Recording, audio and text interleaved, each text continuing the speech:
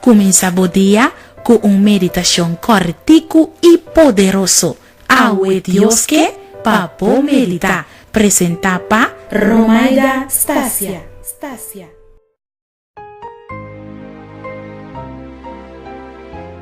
Un feliz mañana na abo que escuchando día más nos meditación de ave.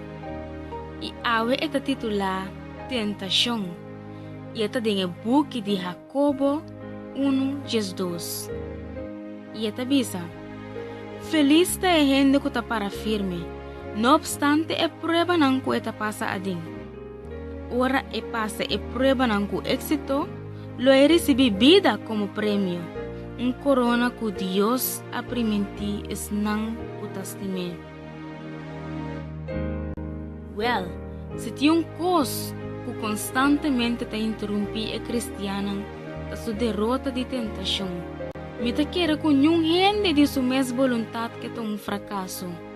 Tu gente ta lucha y trata de controlar el pensamiento y emoción, pero el poder carnal no te permite eso aquí.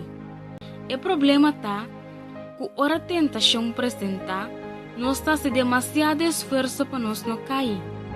En vez de nos concentrar para nos no separar por de Jesús.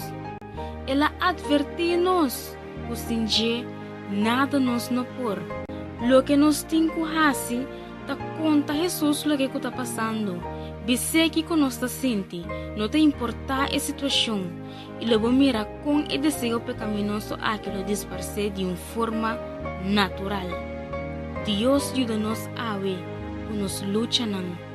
No está demasiado carnal, no está débil. Pero me que sabe, no forza bom mes para no cair, sino lucha para no separar por de Jesús. Un duche dia para